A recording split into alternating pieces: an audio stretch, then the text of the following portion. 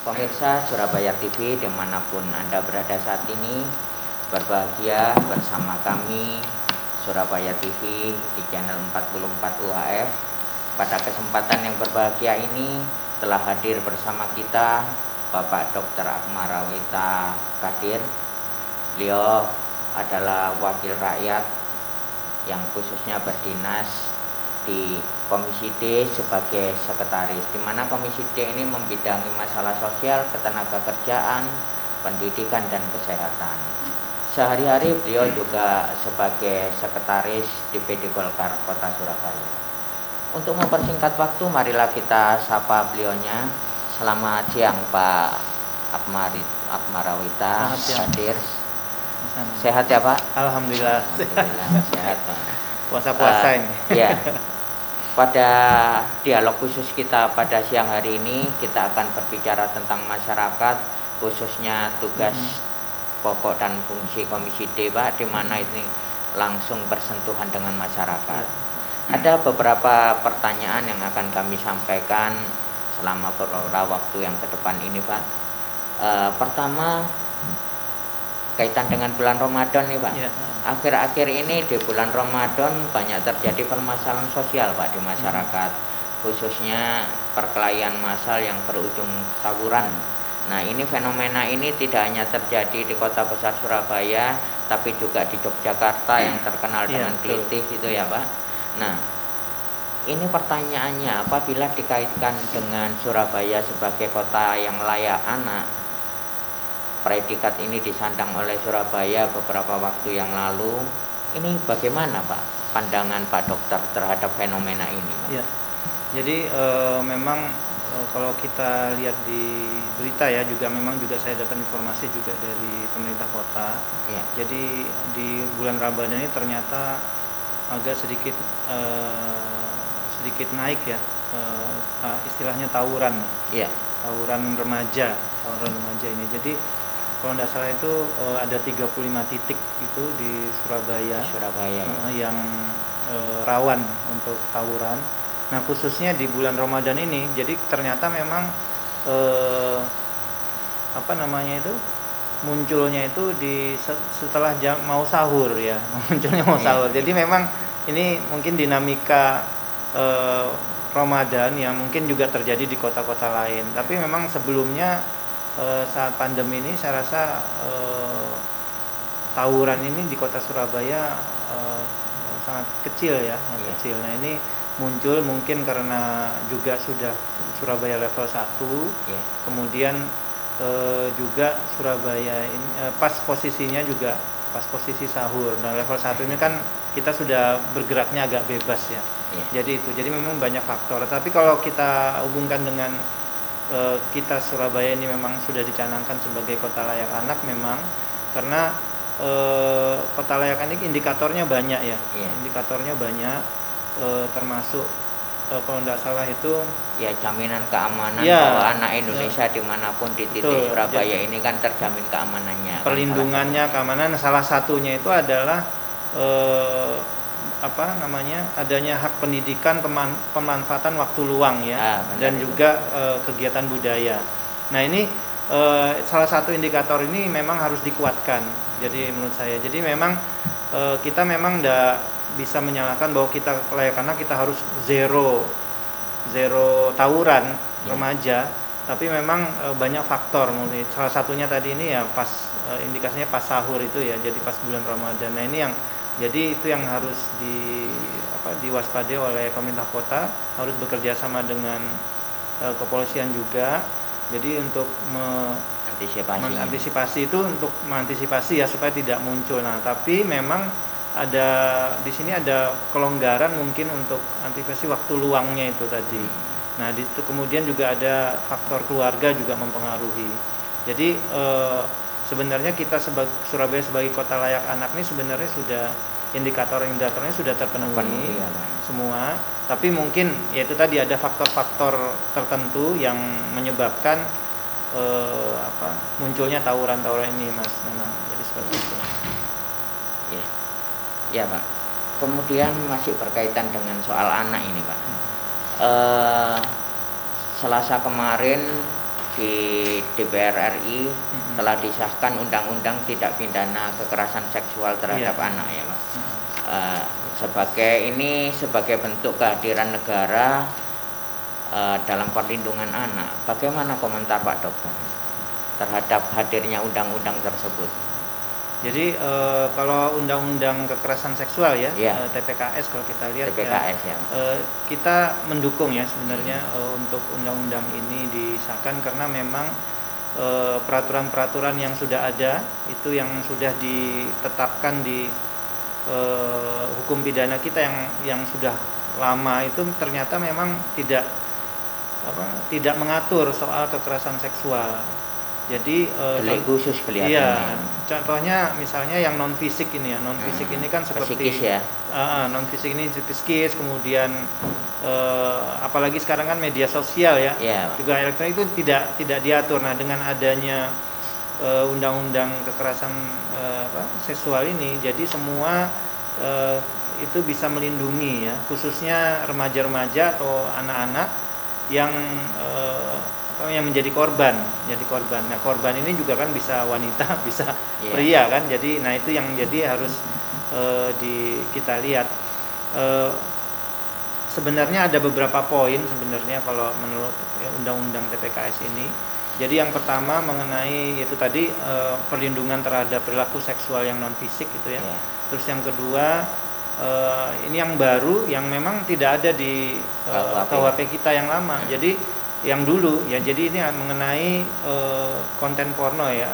Jadi revenge porno ini, jadi korban-korban porno ini dijadikan dieksploitasi, dijadikan balas dendam istilahnya itu ya, sehingga dia betul-betul sudah menjadi korban lagi kan, ini kan tidak diatur juga. Berarti bisa mengantisipasi perkembangan zaman dan teknologi yang ada ya. Jadi kemudian juga pemaksaan kontrasepsi, kemudian pemaksaan sterilisasi, kemudian pemaksaan perkawinan kan tidak ada. Nah sekarang sudah ada. Jadi orang yang memaksakan, kalau misalnya anaknya itu tidak suka, terus dipaksa nikah, nah itu juga bisa kena pidana. Jadi banyak yang bisa kita inikan ya, yang kita bisa kita dukung sebenarnya. Jadi intinya kita dukung undang-undang ini jadi sebagai suatu hal yang baru yang luar biasa untuk melindungi korban-korban kekerasan seksual. Ya. Ini masih berkaitan dengan Ramadan ini Pak. Ya. Nah menjelang Lebaran seperti sekarang ini, itu kan biasanya selalu ada fenomena kenaikan harga barang dan kelangkaan bahan pokok. Iya betul. Nah untuk Ramadan tahun ini isunya adalah kelangkaan minyak goreng. Ini menjadi isu utama ya Pak. Bagaimana pandangan Bapak terhadap fenomena ini Pak? Ya, saya sebenarnya sangat greget juga lihat ini ya. Jadi katanya negara penghasil sawit terbesar ya. Jadi kita agak greget juga kenapa ini. Jadi yang jelas di sini langkah pemerintah harus betul-betul jeli. Dan alhamdulillah ya, jadi sudah ada perubahan-perubahan ya.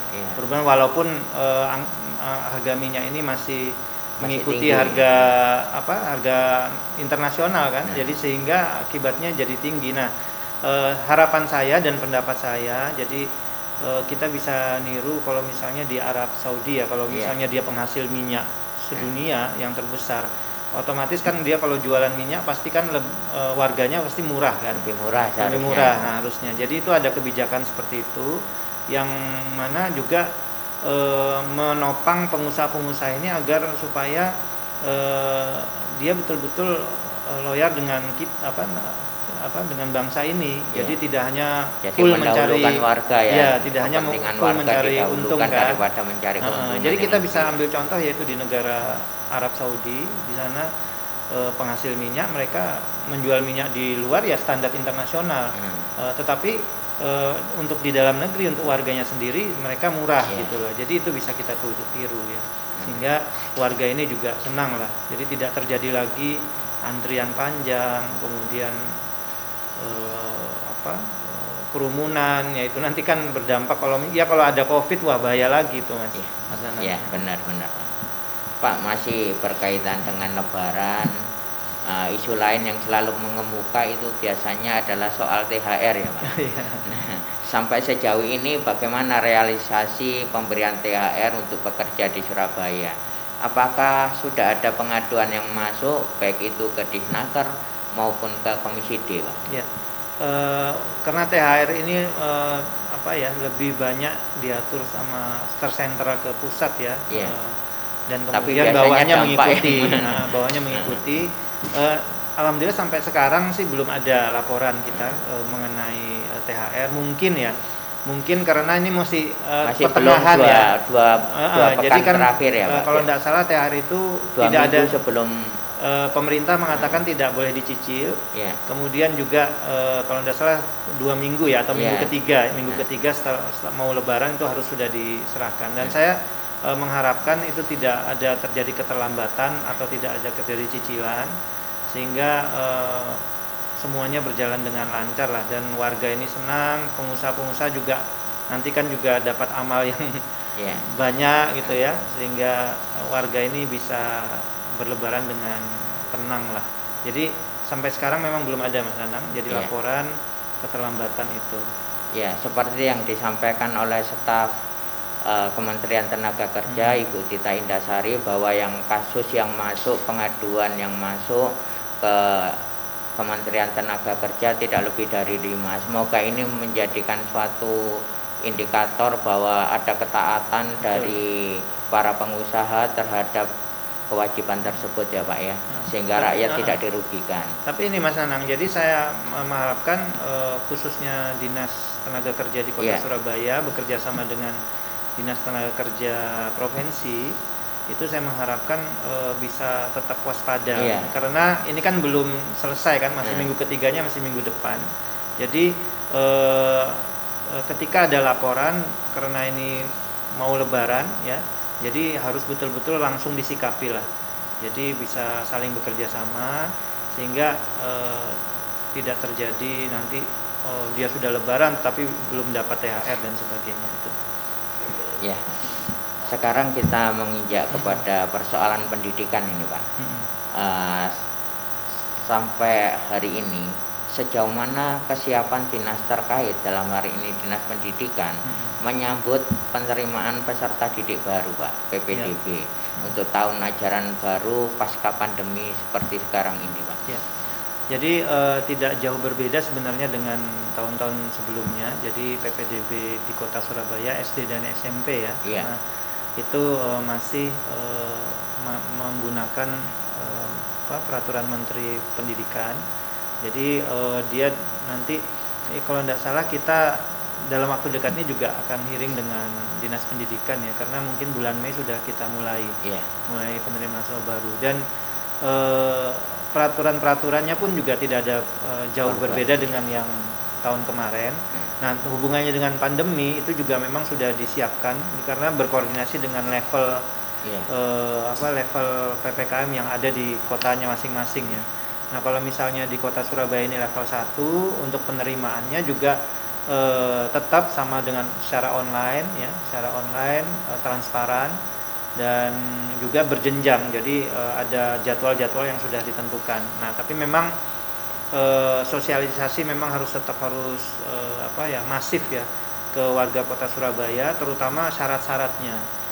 Banyak warga yang masih ada ya, bukan banyak, masih ada warga yang masih belum paham dan sebagainya, sehingga ketika dia mendaftar itu terlambat dan sebagainya. Ini sosialisasi ini memang harus penting, sampai kalau bisa sampai ke tingkat RT RW, karena mereka kan yang paling dasar dan mempunyai anak-anak yang ingin sekolah itu.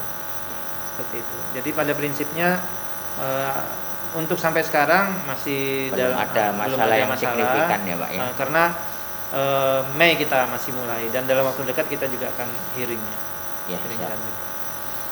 Pertanyaan terakhir ini, Pak, tentang kesehatan. Sampai sejauh ini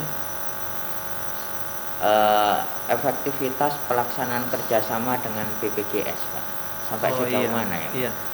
Jadi untuk BPJS ini sebenarnya program pemerintah pusat juga, yaitu yang kita sebut dengan UHC ya, Universal Health Coverage. Jadi BPJS ini jadi menerima 96% pada saat posisi sekarang warga Kota Surabaya yang yang dibiayai oleh pemerintah Kota Surabaya. Jadi untuk yang kelas 3 maksudnya.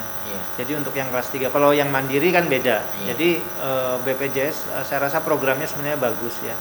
Jadi sudah ada kurang dari 2,9 juta, hampir 3 juta itu, 96% itu warga Kota Surabaya sudah tercover.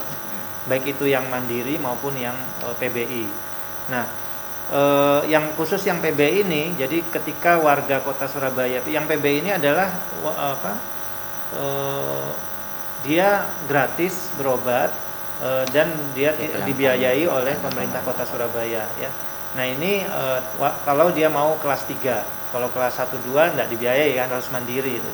Nah itu BPJS ini bekerja sama dengan 40, kalau nggak salah sudah 43 rumah sakit ya di Surabaya dari 60 rumah sakit. Nah ini memang masih ada kendala, dan kendalanya apa? Jadi tidak semua fasilitas kesehatan yang mau bekerja sama dengan BPJS. Nah ini itu juga pelan-pelan akan kita dorong terus supaya rumah sakit yang tidak bekerja sama dengan BPJS ini agar segera maulah bekerja sama dengan BPJS, karena ini adalah program pemerintah kan.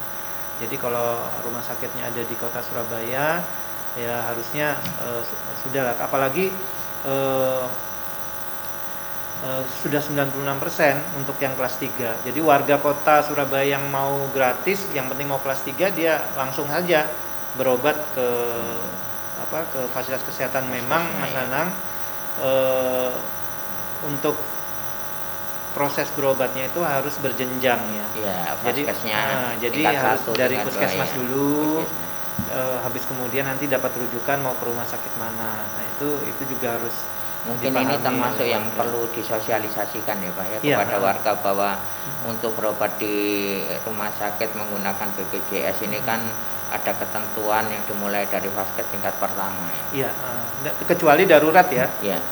Nah juga darurat ini, kasus-kasus darurat ini juga harus dijelaskan ke warga. Jadi kasus darurat itu yang mana? Jadi kan kadang-kadang dia mungkin ada yang sakit gigi tidak kuat sama sekali dianggap darurat kan gitu. jadi kasus darurat ini yang mengancam nyawa ya, yang mengancam nyawa seperti usus buntu itu darurat itu. Jantung ya. Nah, tapi kan warga kan tidak tahu. Nah, itu harus peran puskesmas di sini juga harus lebih giat lagi untuk mensosialisasikan mana itu kasus darurat, mana itu kasus yang non darurat, sehingga dia bisa langsung berobat dengan nyaman. Oh ini saya tidak darurat, saya ke puskesmas dulu seperti itu. Tapi intinya Mas Nanang, program ini bagus ya. Program ini bagus. Kalau memang itu sudah optimal, saya rasa keinginan Pak Wali Kota ini, Mas Wali Kota ini, bahwa Surabaya kesehatannya betul-betul terjamin. Mau sakit langsung berobat gratis. Jadi seperti intinya kan seperti itu. Jadi mudah-mudahan ini juga ini sejalan dengan program pemerintah pusat kan, bahwa universal health coverage yang dilakukan oleh pemerintah pusat, pemerintah Kota Surabaya bekerjasama dengan BPJS ini adalah memang betul-betul untuk melindungi warganya, masyarakat. Bukti bahwa negara hadir. Iya, negara hadir dan menjamin kesehatannya. Ya, pemirsa, sangat menarik diskusi kita pada siang hari ini. Namun akhirnya waktu juga yang harus memisahkan kita, tetapi kita bisa ketemu untuk diskusi di kesempatan yang lain.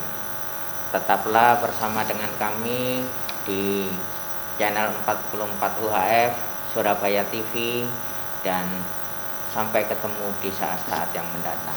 Terima kasih Pak Dokter. Terima kasih. Salam Surabaya TV. Salam.